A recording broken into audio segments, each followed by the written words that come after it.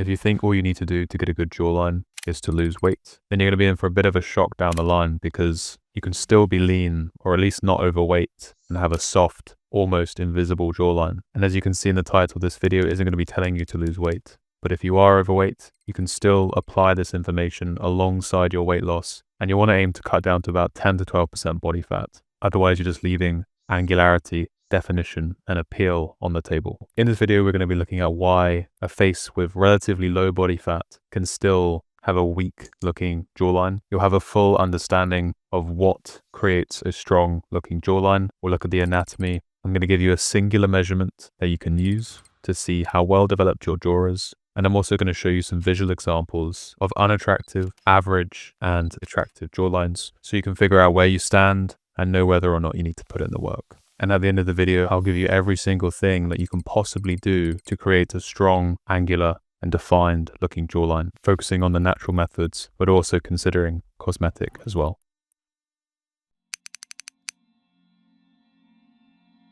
If we look a little closer and deeper at the jaw, the bone underneath is your mandible. This is the strongest and largest bone of your face. It includes the main body that forms the lower edge, and the ramus that runs upwards towards your ear. On top of that, we have the soft tissue. When we're looking at the muscle, we're mainly focused on the masseter, but there are also smaller muscles underneath the chin and along the neck that are still relevant within the context of the jawline. We also have fat, water, and skin. And that is essentially all that is relevant for this topic. And a well-developed, appealing jawline is simply just a result of all of those aspects being in good condition at once.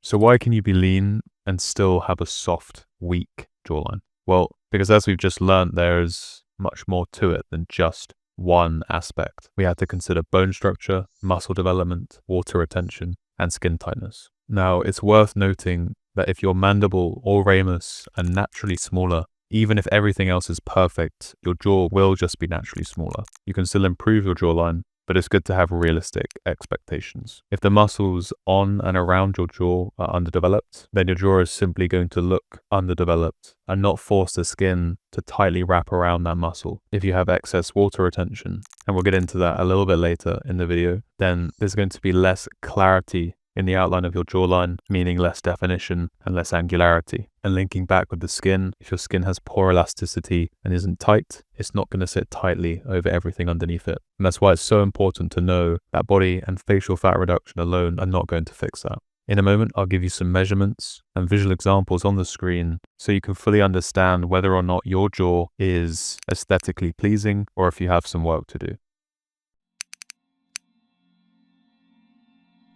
Diet is one of, if not the most important and direct ways to influence and change the definition and aesthetic appeal of your jawline. If you want to have maximum angularity, maximum definition, and clear outline, then you need to lower your water retention. And the most effective way to do that is with ketosis, a strict carnivore diet, including meat, organs, eggs, and other animal produce, switches your body from using carbohydrates as their energy source to fat. And the glycogen that is stored alongside the water in your soft tissue is flushed out of your body. A lot of people think they're eating clean, but still follow a standard traditional Western diet. This is going to keep your insulin high and water locked into your soft tissue. When your carbohydrate intake drops, your insulin also goes down significantly. When your insulin is high, it signals to the kidneys to hold on to sodium. When insulin is low, your kidneys are going to excrete more sodium, which is another key contributor to water retention. Both sodium and glycogen bind with water in the body and store that water in your soft tissue. That is why your face looks puffy when you have a relatively low body fat, or even if you're very lean. However, it is important that if you do switch to ketosis and you're on a carnivore diet, that your sodium intake increases, because as mentioned, with lower insulin, you're going to excrete more sodium. So your baseline requirement is now higher. Increasing your sodium here is not going to make you more bloated. It's just simply going to replace what your body's losing. And if you ignore that fact, you're going to feel flat, low energy, and drained. So I would recommend around 3,000 milligrams of sodium if you are in ketosis. If you're not in ketosis, no more than 1,500 milligrams, but aim for just over 1,000 and keep your carbohydrate intake as low as possible. Some people can still have a defined face with carb intake. It's not essential. But if you are struggling with a lack of facial definition and you're serious about improving the aesthetic appeal of your lower third, then you do have that option to utilize, even if you see it as a last resort. A lot of people claim they're serious but don't do what it takes. You can't really do this sort of stuff half-heartedly. You either do it correctly and see what you want to see, or you don't, and you're left in the same place. Here is a measurement that you can do for your own self-assessment, and this is one of the measurements that I pulled from my jaw, chin, and facial dimensions guide, and we're looking at the jaw development in relation to the cheekbones. So what you want to do is take a picture of your own face and make sure that it's at least arm's length away to avoid lens distortion. Measure the distance between both of the corners of your jaw and then divide it by the distance between both of your cheekbones. The golden zone, which is the ideal or most attractive range according to my data, is when your jaw width is anywhere between 87 to 92% of your cheekbones. If your jaw is less than 87%, it's going to start to look too narrow. And if it's above 92%, it's going to start to look too wide. And here are some photos so you can get a good idea of what is unattractive, what is average, and what is attractive or optimal in terms of facial aesthetics. And just have a look at some of the photos that you've taken to see what looks most similar to your current situation. So finally, let's talk about everything you can do. This is not going to leave anything out. We've already gone over diet because it's such an important aspect, so we'll skip past that.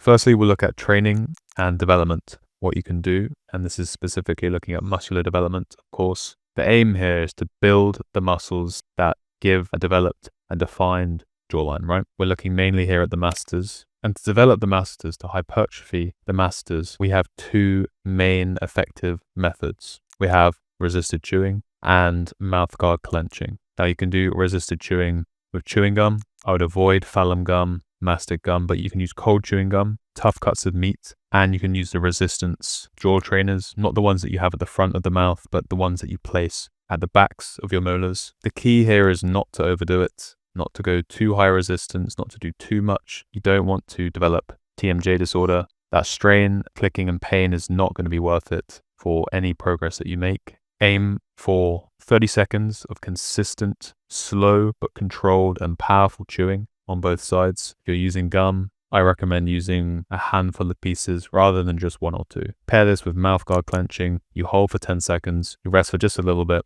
and then you repeat that 10 times. So it's 10 sets of 10.